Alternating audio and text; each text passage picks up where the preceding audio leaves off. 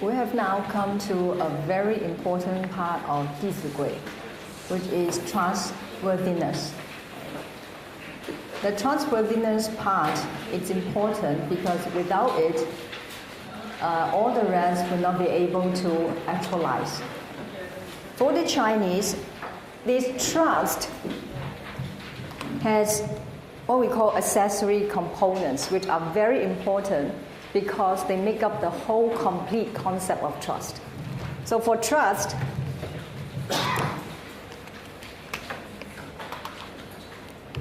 there is the utility of trust.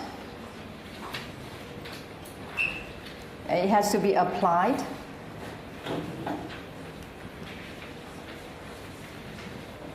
And the trust must come from sincerity. So 诚信 has to come from sincerity.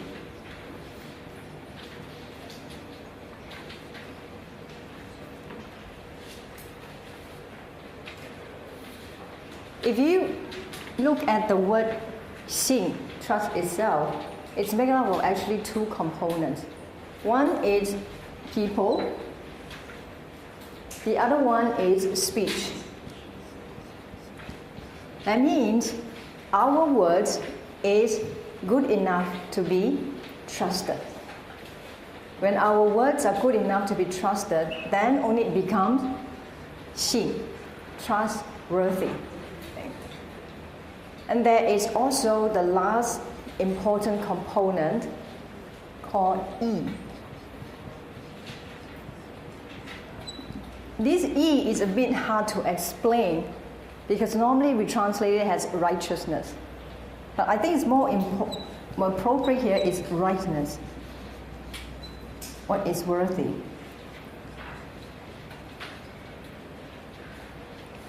I mean, it's not just a blind piece of trust. There is this 得意故事, a moral story, whereby the character, the main actor, is a scholar. Right? He once promised a girl to wait for her under a bridge. He was a very sincere person who will not break his promise. So he promised the girl he would wait for her under the bridge. Then down poured the rain. The rain fell heavier and heavier. Then the level of the river also rises. And then it started to, seems like a flood is coming. And yet, he would not leave because he wants to keep his promise.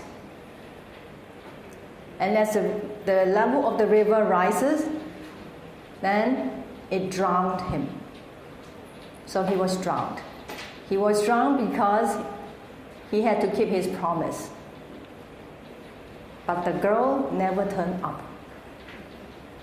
So this kind of promise or trustworthiness is not worth keeping because it is not right. When you sacrifice yourself for a goal who does not turn up, you forget your parents.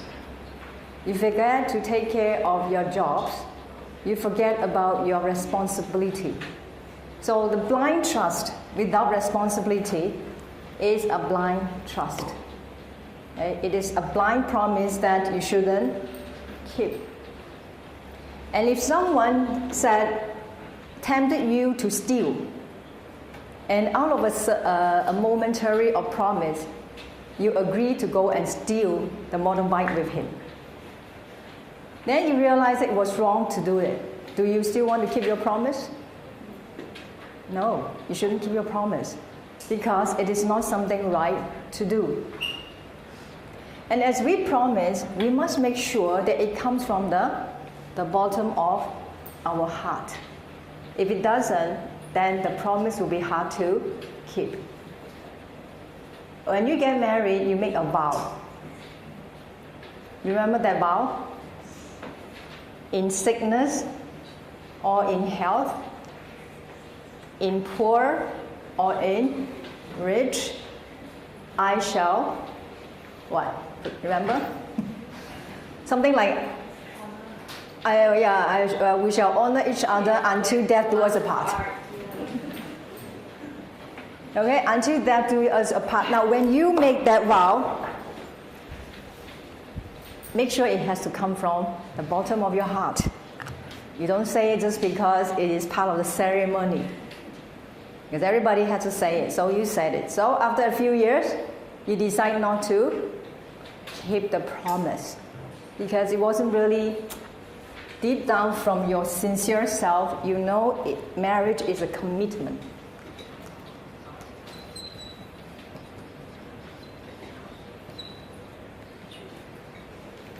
It's a lifetime commitment, not to just one person, but to an entire clan. Right? That's why men get cold feet when they listen to this word commitment.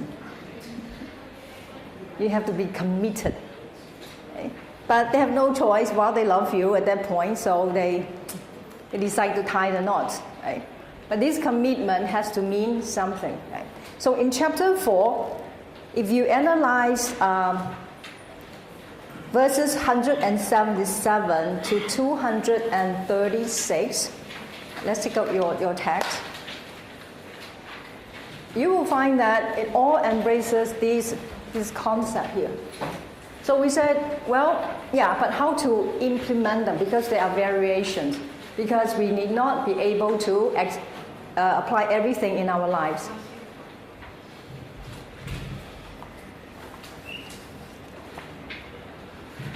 I think the first day we came here, we discussed about the theme of our course this time. You put our highest aspiration on top, which in this case is to learn Dizigui. In order to do Dizigui, we need to start from a base, 居于德, and the base is the principles inside the book. They become our something that we rely on. Okay, don't worry about the variations first. Right? Principles are constant.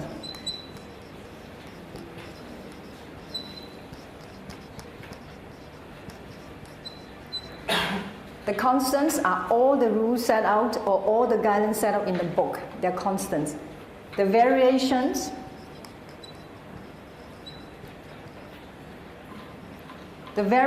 happen when you need to, the third one, go in according to benevolence. When you have benevolence, because you have to be considerate, and it's a matter of timing. Principle is something that can be used and tested with regard to place, boundary, or races. It can cut across the board. Then only it is a principle. Okay? And whereas formality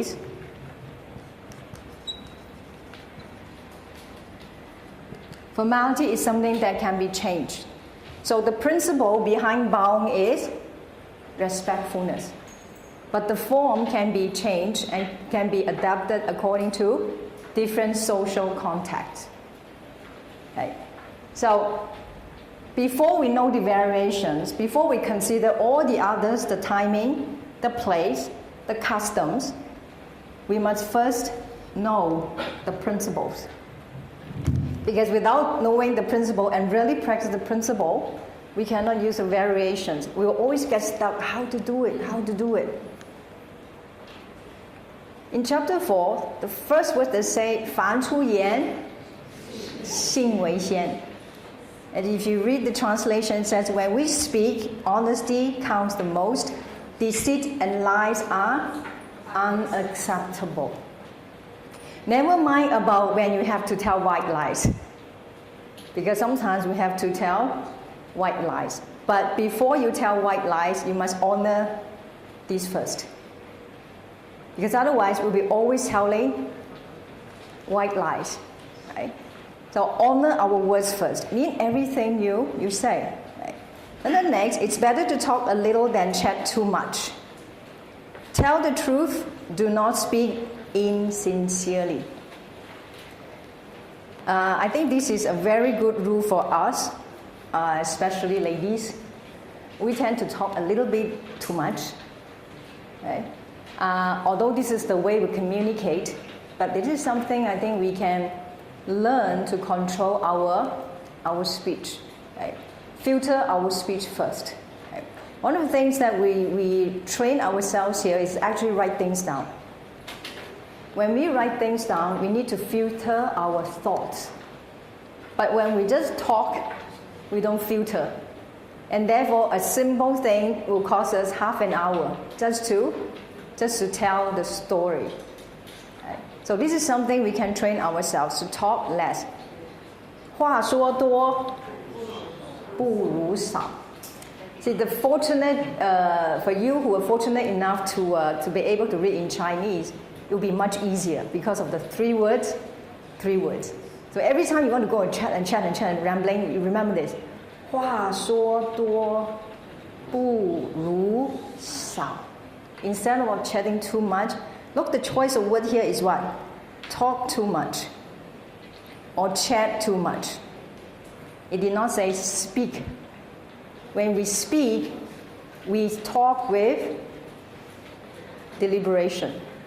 But when we talk or when we chat, we may not think carefully. So there's a difference. That's why the choice of words here is not speak, but talk or chat. Now tell the truth. Now telling the truth, as long as you don't upset people because of the timing. Right? Now you need not say anything if you feel that that person cannot accept the truth. You don't need to tell a lie. If a person cannot accept that he's rude, and you really want to tell him, say that you're rude because you try it. You try to tell him before, actually we should speak a little bit more politely to the teachers. And right away he said, why should I? They're not worth our respect. Why should I speak politely to them? And he went on and on and on. This is time when you should, okay, I make my point. And we continue to speak politely to our teachers. And then you stopped. You don't have to say, oh yeah, right, you're right, and then stand on his side. Okay, because your marker is that we should be respectful, okay, towards the teachers. Now, if the teachers are really lousy teachers, your disrespectfulness will make him or her worse. Because your disrespectful will not make him or her a better teacher. But your respectful sometimes can change a teacher too. Because the teacher feels guilty that he or she is not that good, but you show them the respect. I think all of the teachers here, I feel that we share the same feelings, or even as leaders. You know that you are not a very good leader, but all your subordinates are willing to go with you, support you. Suddenly you feel this sense of mission. You have to lead the team properly. You've got to upgrade yourself. You've got to improve yourself, otherwise you cannot lead the team. But if you have a group of subordinates who keep on criticizing you, you'll be too busy defending yourself. I'm not like this. I'm not like that. I'm better than what you said. Then your leader or your teachers or your parents, they don't have time to improve themselves because they'll be too busy trying to prove that you are wrong. So why not give them the impression or make them feel that, well, you're not the best, but since you're being put in that position, I will have to follow you, but I will let you know what is the better way to do things. But whether you adopt it or not, it's your decision because you are the boss, you are the parents, you are the teachers. Now, if I find, for instance, a subordinate gave me very good advice, but I refused to hear it, and I got into trouble because I didn't listen to her. Now, the next time she suggests something, I will listen. I will listen much more carefully. Right? So don't worry about taking a stand. And if your stand has principles that we learn from Dizigui, you just take any one of this. Like you find that your departmental people, they like to chat too much, but they don't do too much. 很多话说得多做得少。Like to talk too much. So you prove to them that when they gossip, you don't take part. You do your own thing. What to do thing? You read company reports. You do the production thing. Okay, you go ahead and do what you need to do. Being your position. You don't need to go with the crowd. Right? So here, never mind about the variations. When to say and when not to say. Right? Now the next one, give us some more hints about the correct speech. See, for this chapter, almost 70% of Dizigui is about how to speak. Because we always get into trouble through our mouth. 口为祸福之门. That means mouth is the door for good fortune as well as misfortune. And if we say things wrongly, we invoke people.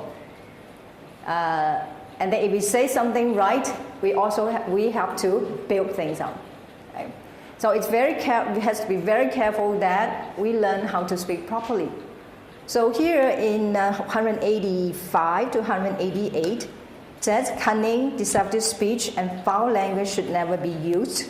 We should never conduct ourselves in an unruly manner because it's about respect for other people. When some of our staffs came here, they had this cunning speech, or what we call 市井气. Hokkien is called what? 西葵. You know, this, like for instance, well, that girl looks cute, huh? 靚嘛, 很靚嘛. So these are the language that we should cut down as much as possible. So here we don't kind of, oi, 靚仔. But outside, people love to hear this. Right? Do you know the actress, 什么玲啊? 鄭裕玲. She was a beautiful Hong Kong actress. And she lived in Canada. I think she still lives in Canada. She shared in an interview that one day she went to the market. She went to the market to buy some spring onions. So she was choosing, and then the vegetable seller said, "Wow, 靚女." So that means beautiful girl, using this kind of language. And she said, "Ooh, I am beautiful, huh?" So how much did she buy? 1 kg. Because the hawker said she was beautiful.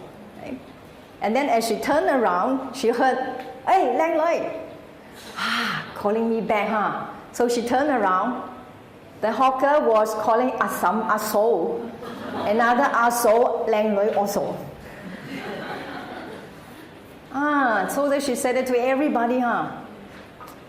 So this kind of deceptive speech, cunning words, you know, as a righteous person, we shouldn't use it. Your words should be as good as you are. We don't need to use that kind of foul language. It's part of being respectful. And since you don't use this language, people also respect you.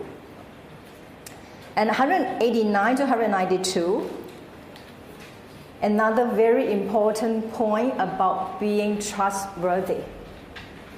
见未真，勿轻言；知未地，勿轻传. We should not readily talk about something we have not seen, or it may not be the whole truth. But we always do that. We always heard partial truth, and we spread it. And we should not really pass on to others what we do not know for sure. And again, we always do that. Without knowing that will actually affect the people that we spread, you know, things that are not true. Like Lin Xiaoshun, the teacher who was being accused of not filial, and about Xu Wu, the brother who was accused for taking the best for himself. Now, when Confucius and his students were trapped between two countries, one country is called Chen, one country called Cai. They were trapped because both countries were worried that Confucius would join the country of Chu to attack them. So they weren't sure that they could release Confucius. So they trapped Confucius and his students there.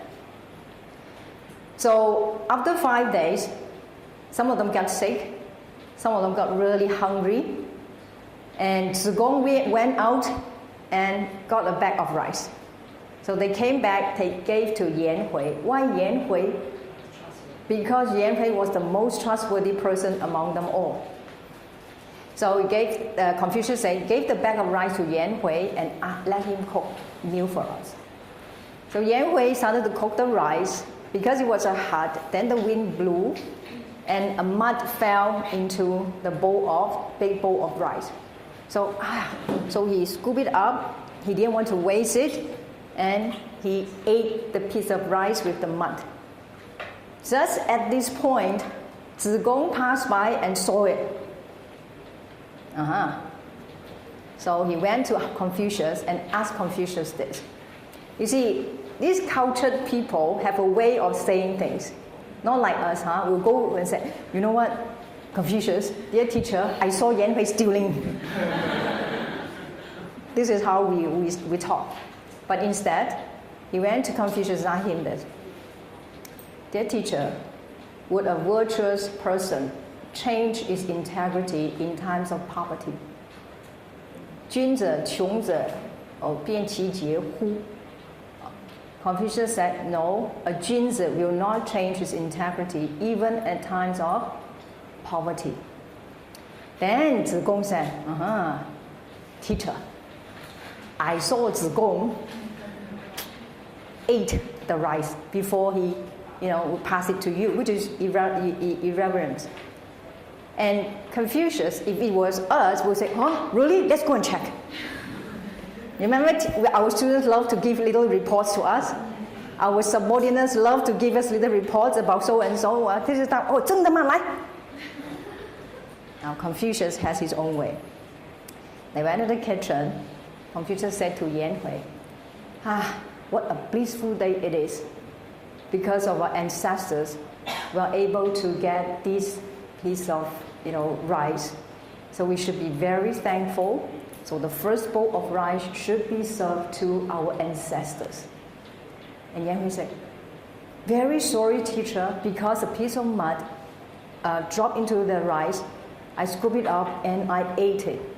Therefore, this bowl of rice is contaminated. It cannot be served to ancestors. Now, this is the customs of the Chinese.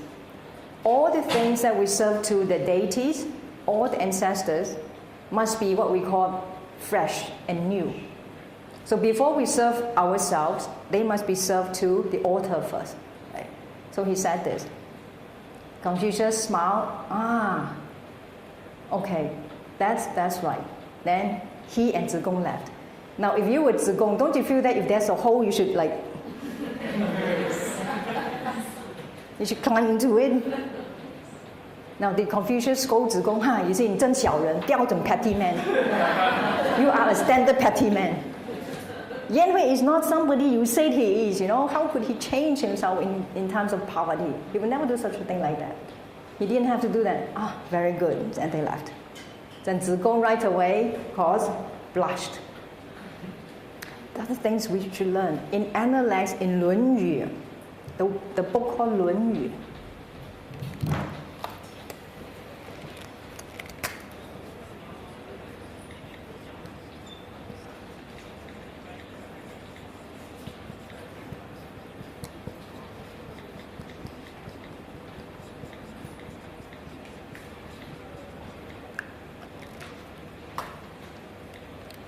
Lunyu contains 20 chapters that recorded the conversations between Confucius and his disciples as they travel across to 10 countries over a span of roughly about 15 years.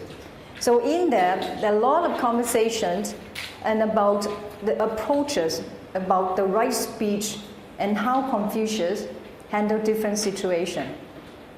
In another occasion, when Confucius was again, confronted by an army, and the general told him, if you promise me that you will not tell our emperor or the emperor of a neighborhood that we are going to hold a rebellion, I will let you and your students go. And Confucius said, okay, I'll keep my promise. Because Confucius has a saying, we all assume that he will keep his promise. 可以，没问题啊. So as soon as they passed the army, Confucius told Zilu, let's turn around to the other route and go and inform the government that these armies will hold a rebellion. So Zilu was puzzled. You always, teach us to be honorable, but now you're breaking your promise. So Confucius said, well, promise done under threat can be overturned. Because I was being threatened. Therefore, I made that promise. And actually, apparently, people who have really a bit studied further have said this. Before Confucius left for the trip, the whole journey, he divined an oracle that said that throughout his life, he may not get his aspiration fulfilled. So that was what he told the general also. If I break my promise, I will not have my aspiration fulfilled. So did he tell a lie? He did not. Okay? So like, 我终身不得志. He already knew 他终身不得志. So he told the general, 那将军说我终身不得志. So he wasn't violating any promise. Okay? Moreover, I think for somebody like Confucius, he was willing to take the blame. That he was willing to take the blame in history for saving people. Had he not informed the government about the rebellion, many people would have been sacrificed. Okay? Unlike Chen Cai, which was not a war, it was a matter of suspicious of Confucius would join the country of Chu. Right? So there were times when Confucius would stick to his promise regardless. That's why, during the Chen Cai Jueliang, Zilu also couldn't understand. Zilu thought Confucius would break his promise again. Teacher, last time you break your promise, we can do that again, as soon as we get out of here. And Confucius, no, not this time. We're going to starve. And through starving, Confucius actually was able to tell the character of each of his students. We can only tell the strength of our character at time of crisis. Now, when we are all happy and smooth sailing, we can hide a lot of our incompleteness. But in times, through tests, our true character will emerge. So during the time, he knew which students, how would they behave, and he teach them, he tuned them, he fine-tuned them again. So for our students, we have to understand the character through many ways, and then help them to fine-tune it. Right? So we do not know why certain people do certain things. We shouldn't judge them. Okay? We are very judgmental.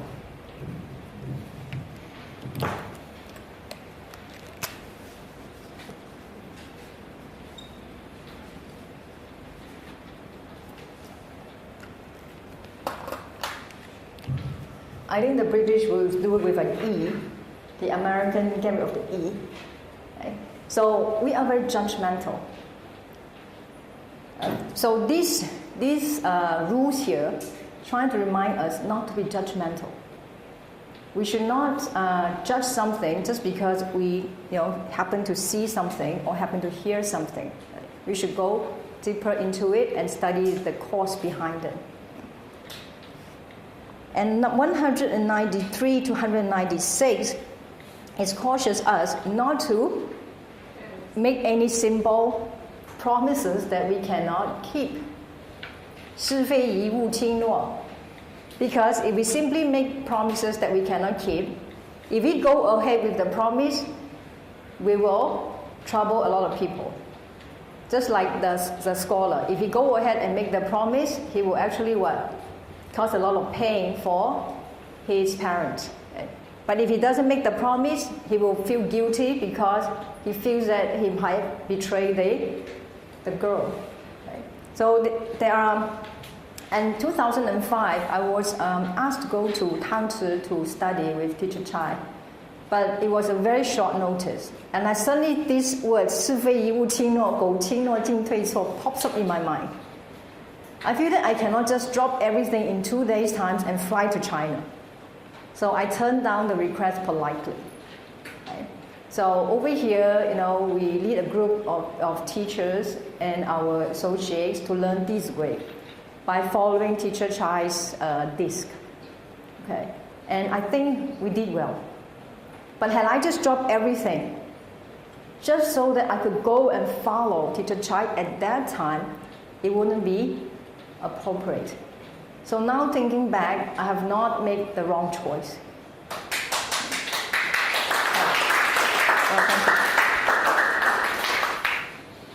And what is amazing is that I can still be with Mr. Chai now. It did not, cause me to be cast outside the network. So we are still together. We are still learning together.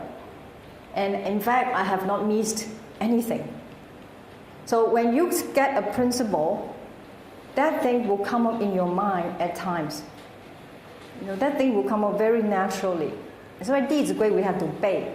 All the Dizigui teachers must be able to recite 整本Dizigui, the whole text. It's not that hard. It's only 1,080 words in Chinese. The non-repetitive words, close to 480. Right? So if you are able to recognize the whole book, you would have learned over 400 Chinese characters. Enough for you to read very simple newspaper reporting. Because to read newspapers and magazines nowadays, you only need about 1,200 Chinese words.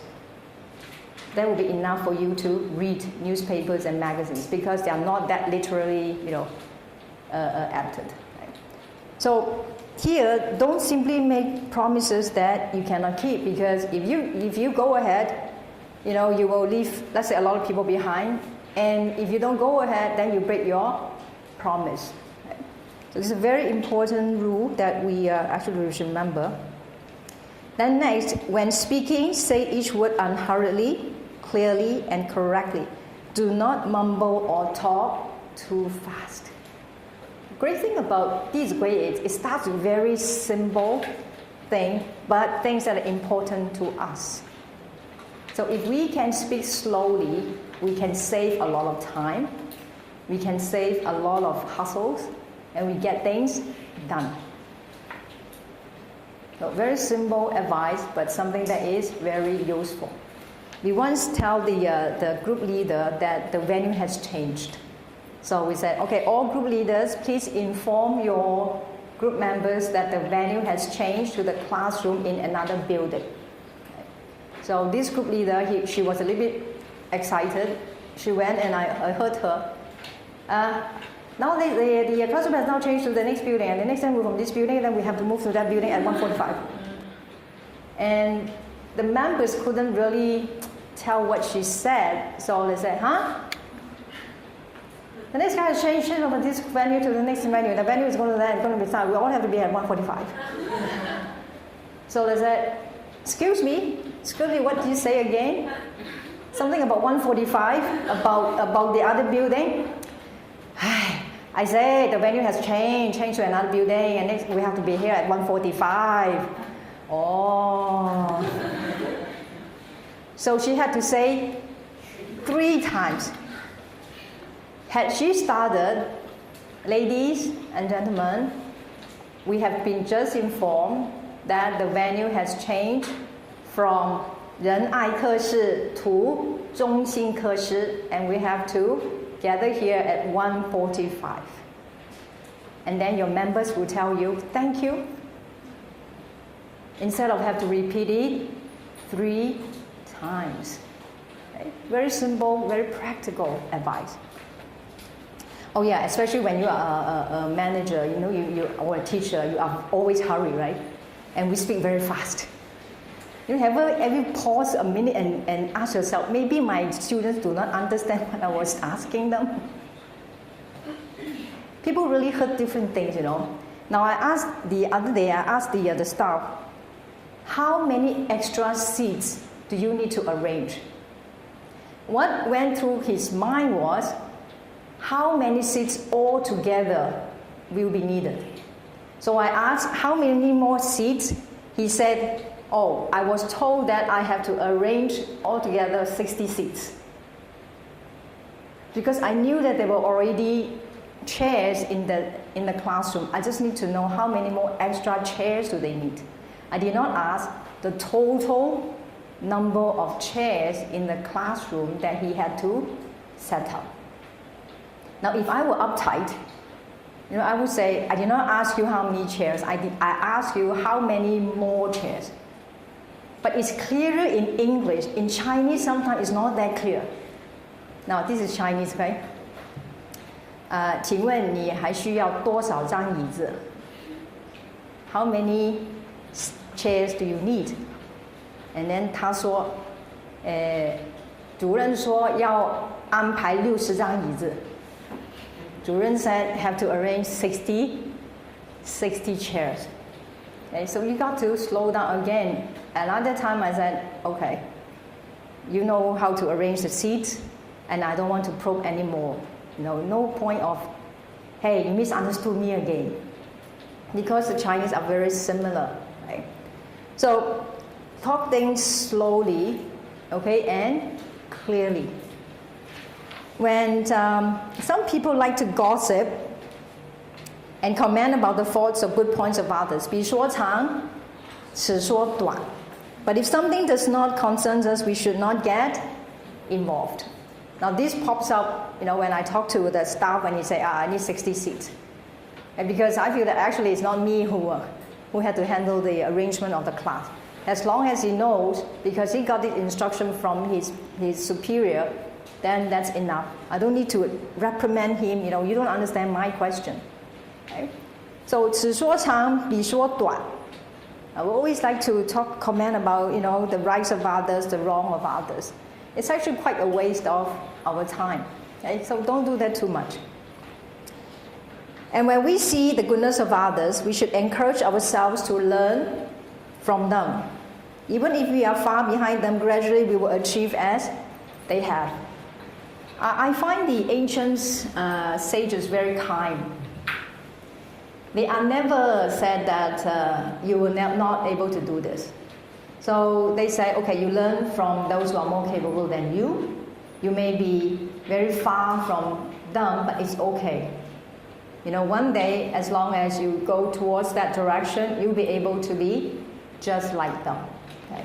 So find those people around you whose character you admire.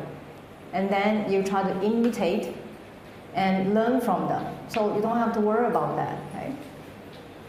And that's during the sharing, I think I heard the other day, Jaya said, 男子流血, 男子汉流血不流泪.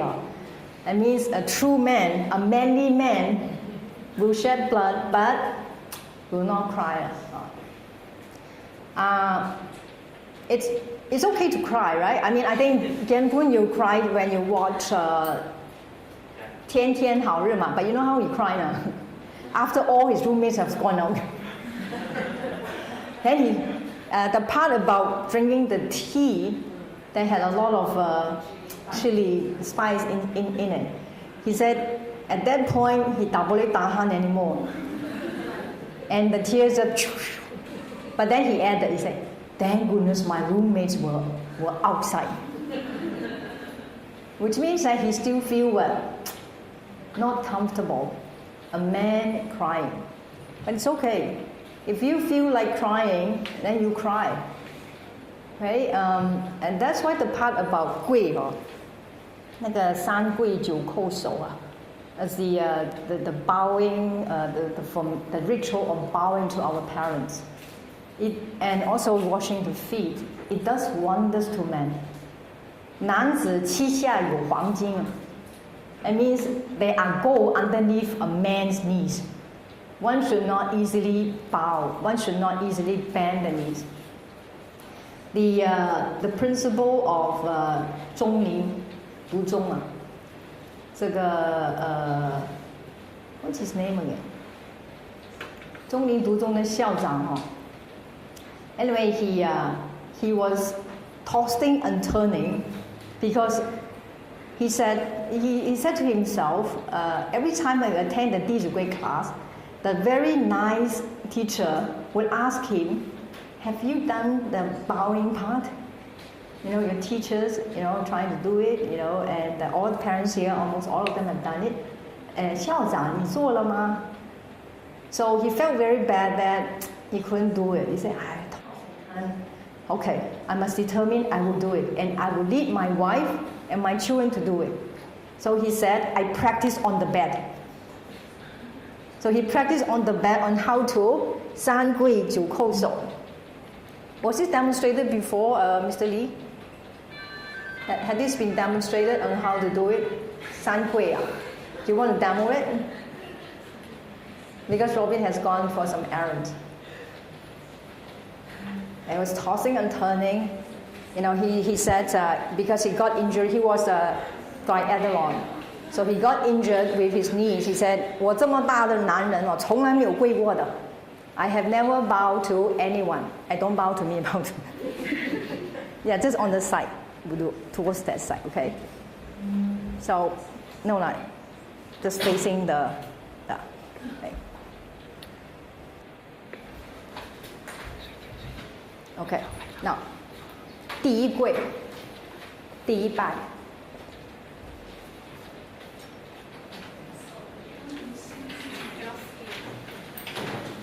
Okay, come on. Okay, so they have to do this 3 times. Can I see on the back? Oh, this one. It should actually this one. Should move this one.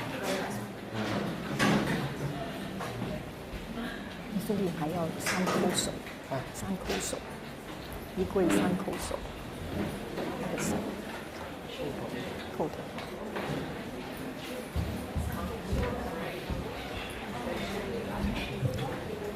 Now, for the highest form of respect that the Chinese give to their ancestors or their parents is what we call the respectable elders. It's called 三跪九叩, means 3 kneeling down with 9 kowtow. 三跪九叩. Okay. So this is how it's done. Okay. So once 一拜, kneel down all the way. 一叩首，2叩首，3叩首，好，起来。This is 1。第2拜，一叩首，2叩首，3叩首，起来。第3拜，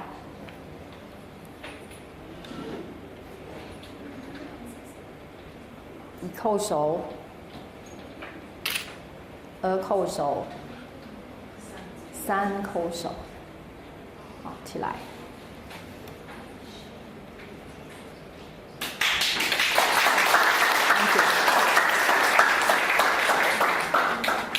你看哦，这么一拜哦。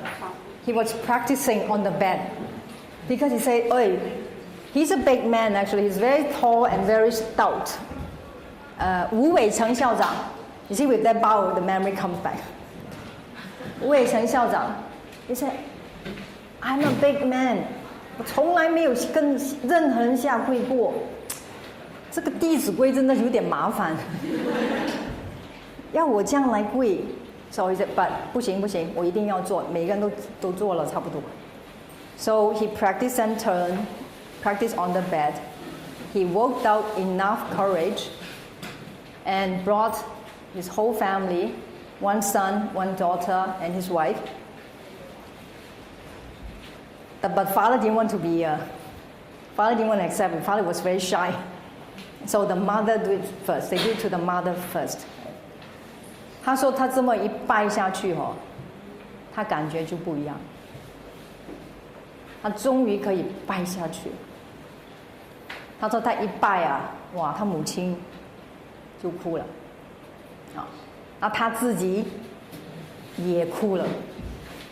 This big man of 40 years old, he cried. And he was a very, what we call a person, a man with mission. 18 years ago, when he came back from America, he was a disciplining master in Zhongling Duzhong. At that time, Zhongling Duzhong was a school for failures. If you fail the public school, you go to this private school to study. So he said, we will have class at the front, and there will be gang wars at the back. 前面上课，后面打架。And he had to pick up all these gangsters. And this gangster called his mom. He said, they say to his mom, you better ask your son to watch out because we have bought a coffin and we will place the coffin in front of the house. You better ask your son to watch out. So his mother went to the school and told the principal that her son has resigned. So the principal asked, at that time, teacher Wu, oh, I heard from your mother that you have resigned. Why? I thought you're doing well in the school. Then teacher Wu said, I did not resign. Wait, let me check with my mom. So he went home to his mom and asked his mom, why did you tell the principal that I resigned? So the mom told him about the call. So he said to his mom, Mom, if everybody were to be afraid, what will our society become? 他说妈，如果每个人都怕的话，我们这个社会变成什么样？ Now with that, his mother was very inspired. His mother said, okay, you don't need to resign. So after 18 years, he's now the principal of Zhongling Duzhong. And since he promoted this Dizigui in his school with the help of a group of very, very humble teachers from the outside, his schools has grew leaps and bounds. The first year, he said, when he had to raise the fund, you know, private school always have to raise funds. 整天筹款的. And being the principal, he also had to go and raise funds. So about 3 years ago, he said he sang a song, and that song cost somebody 1,000 ringgit. 1,000 ringgit for one song. Okay. The second year, 10,000 ringgit for one song. I think for last year, was close to 100,000 ringgit for one song. Because people have seen the result in his school. Okay. And he said, I must do it myself. I must practice myself too. So 他说他一跪他这个男人的 this stubbornness of a man totally shed. So as he shared all these stories, especially about his mother, he will cry. So he always, and we will take the tissue paper to him and say, don't worry, I have handkerchief. Because he want to protect the environment, cannot cut trees. So he had this huge piece of handkerchief there, and he would, wipe his tears. So he felt comfortable, since the bowing, he felt comfortable with crying. And as he cried, you know what? All the audience down there, they cried. Because it's not easy for a man to cry, especially in the public. And the ladies, you are very soft-hearted. When you see a man cry, what do you feel? How do you feel? Their mother nature comes out right away. If all things fail, you know what, man, gentlemen, if you find your wife pressure you too much, cry.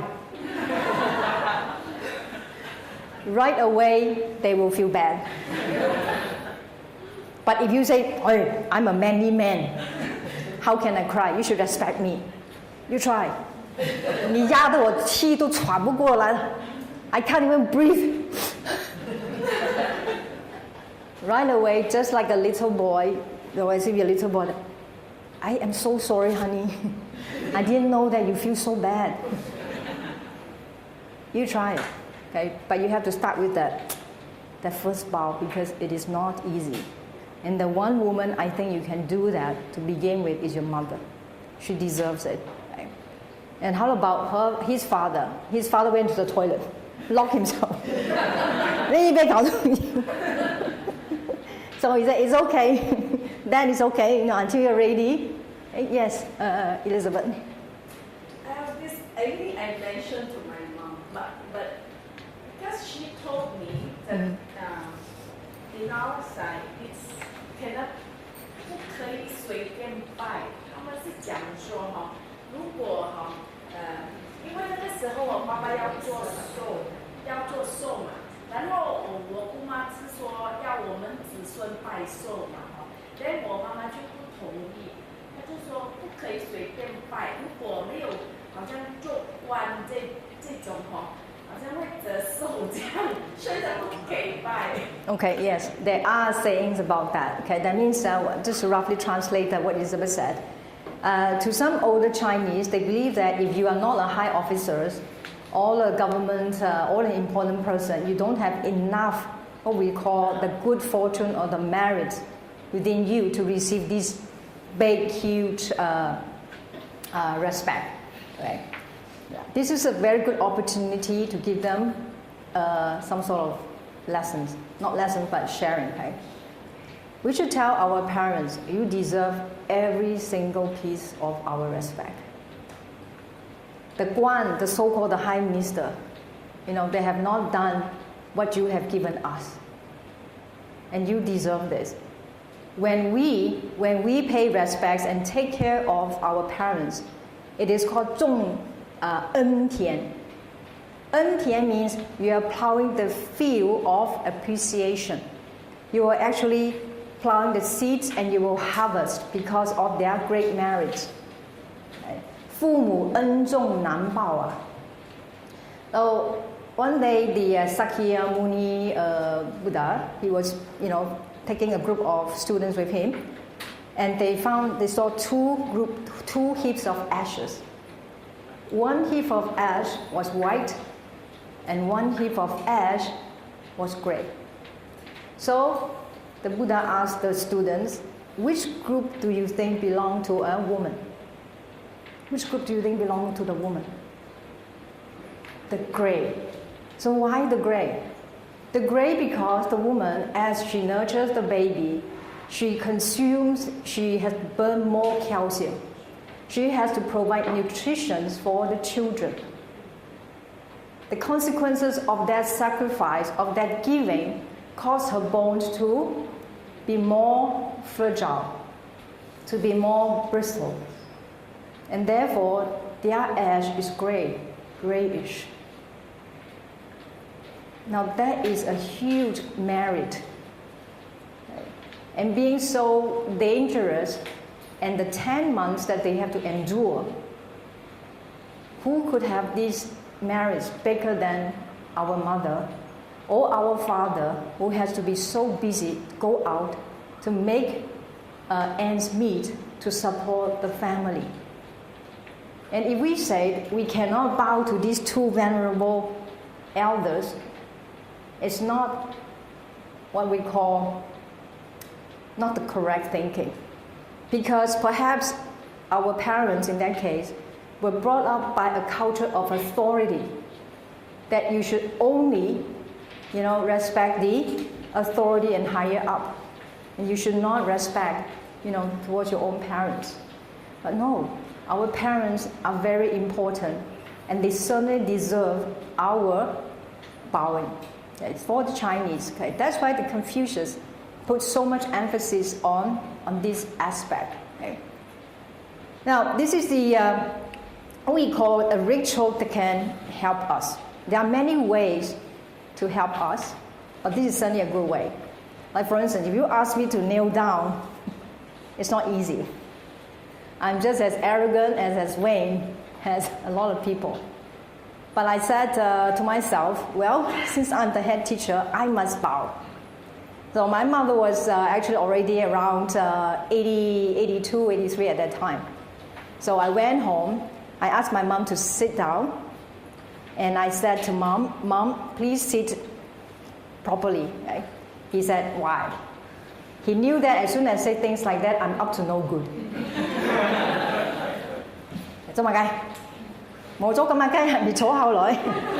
Nothing. Please sit.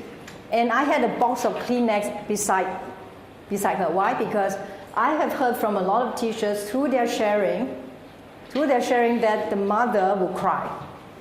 You know how after so many years, your children have not expressed that kind of love for you before, and suddenly your children, and then they're not small children, they are adults in their mid-30s or 40s or even 50s. So at that point, a lot of mothers feel very complicated, as if there is a dam, the gate of the dam suddenly opened, and their tears would just rushed out. That's what happened to a lot of parents. So I thought I better prepare, because my mom's heart wasn't that strong. I didn't want her to collapse during my bowing. So then I have the Kleenex tissue all prepared. So I started then, I buy me. And I did that 3 bows. Me sincerely. And my mom said, 眼望你找到好眼用咯. What she said was, thank goodness, you should have done that much earlier. I thought, how come your reaction is different? You see, my sarcasm comes from my mother, okay? My sense of humor comes from my mother. My mother was a very humorous, very sarcastic, not sarcastic, it was me. I was just worse than her. And everything she said, she will add a yan wong.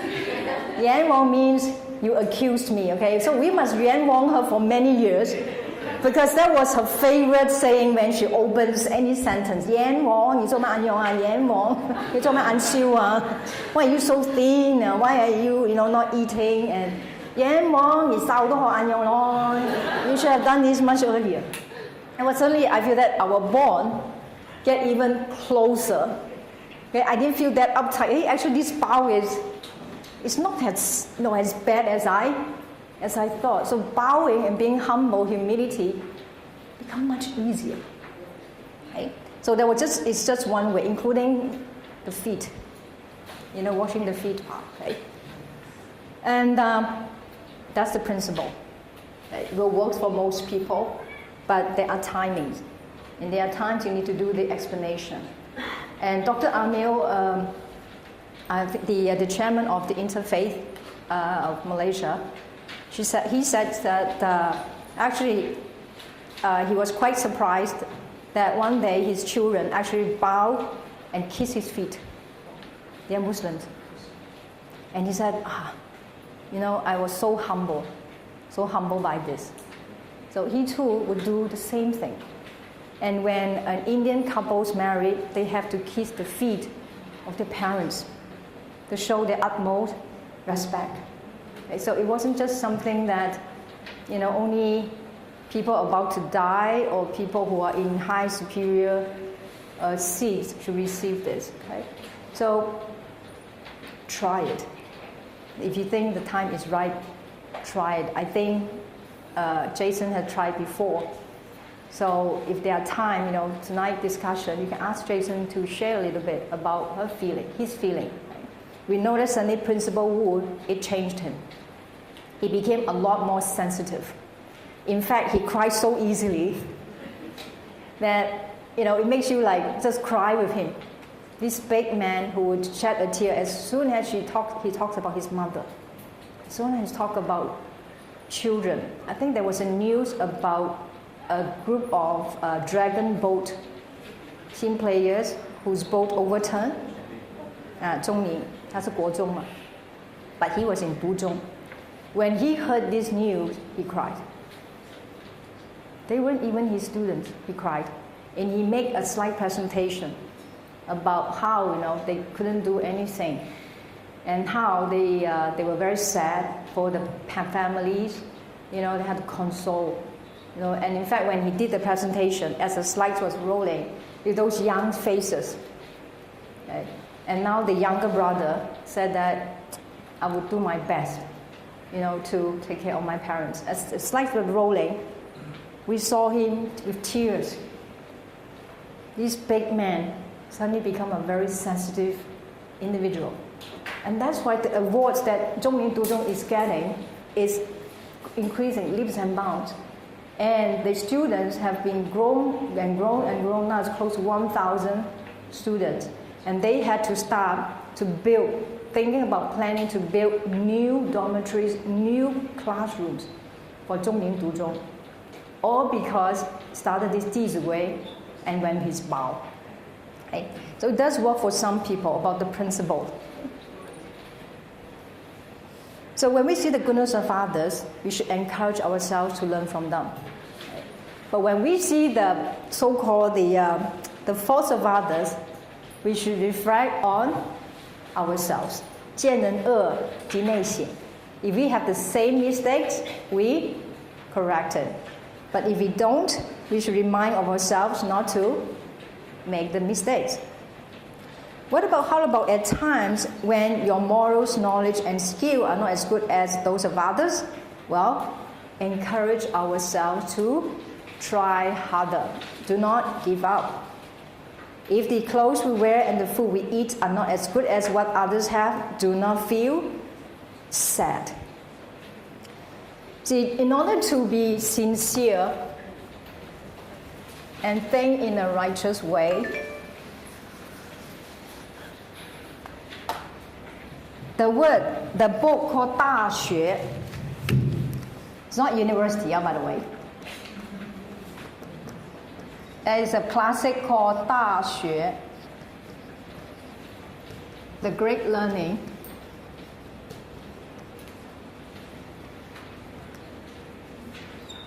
Together with 论语, 大学, Mencius, and the doctrine of the mean form the four important classics in Chinese Confucianism.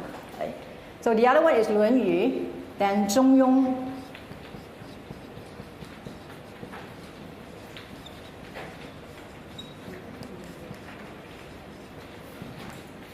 which is doctrine of the mean, and then Mencius,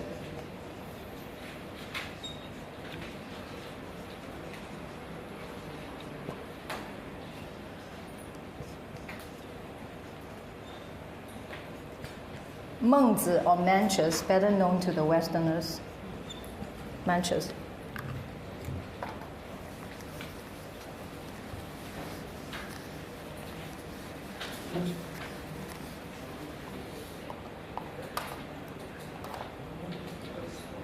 The Great Learning talks about the learning that's not for for primary schools or for kindergarten school. It's about a greater learning, for the whole lifelong cultivation.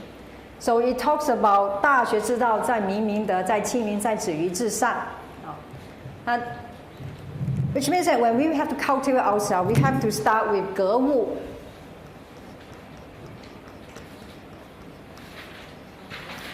Gewu means we have to restrain and refrain our desires.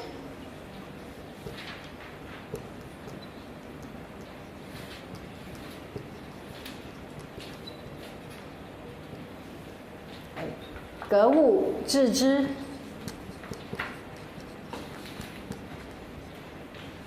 Okay, and learn to become wise. 诚意,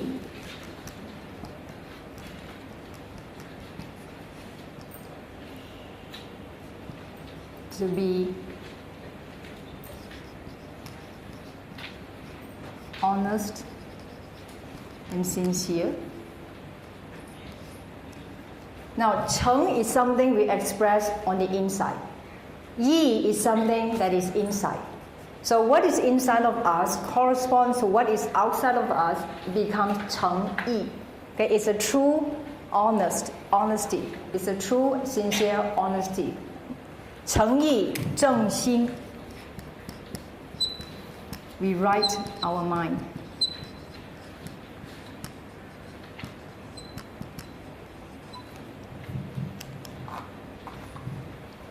So we have to start first with disciplining ourselves. We have all these desires, we have all these, these emotions, these wishes. We must first learn how to restrain them. Here it says that 唯德学为才不如人当自立. If our knowledge and morals, that means when our, this knowledge is not, as good as others, we should encourage ourselves. And when our clothing and 德学为才不如人当自立，若衣服若饮食不如人勿生戚. So when our material goods, material comforts are not as good as others, we shouldn't feel discouraged or we shouldn't feel dissatisfied. That is a way to help us to reframe or restrain our desires. Because as we are free from these desires, we have nothing that can prevent us from being sincere.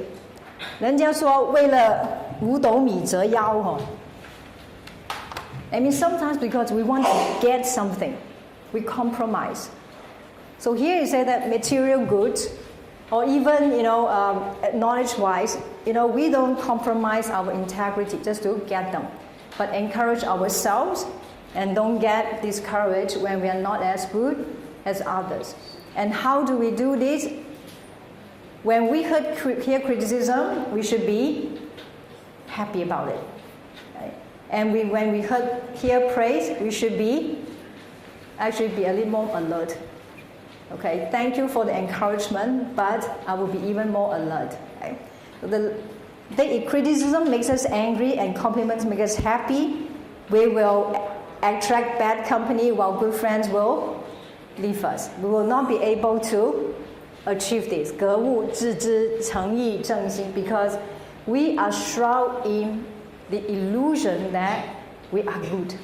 But in fact, there are space, there are improvements that needed. So, in the end,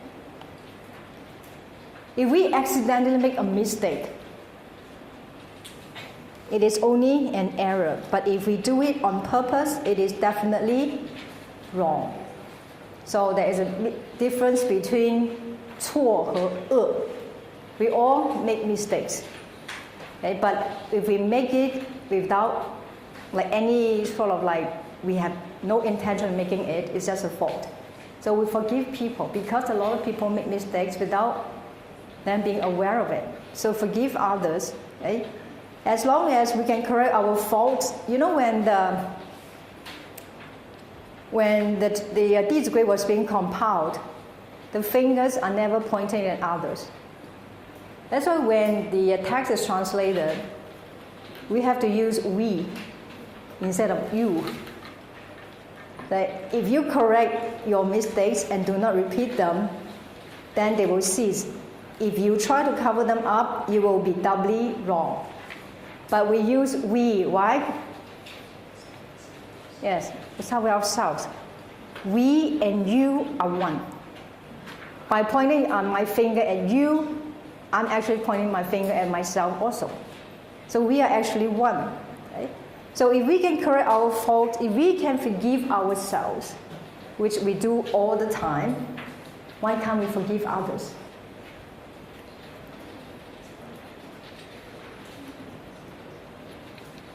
If a child, can make mistakes, and you can forgive him or her, why can't you forgive your spouse? You know how we can forgive children better than we can forgive our spouse? So ladies, the next time you get mad at your husband, treat him like your son. Okay, you will forgive him. And men, The next time when your wife gets too much, you cry. That's what children do. Okay? I mean, it's just seeing life in a humorous way. Okay? So seeing, help us to actually establish ourselves in order to achieve this. If we mean what we say, we become trustworthy. When we are trustworthy, then we can do a lot of wonderful things. Where the trust between parents and child, the trust between husband and wife, the trust between a boss and his subordinate, and the trust between brothers and sisters, and lastly, most importantly, especially for friends. The connection between friends are all rely on trust. There's nothing else because we have no blood relationship. It's only on trust that we can build friendship. Right? So with that, I'll end my session here, and we'll talk to you again tomorrow. Thank you.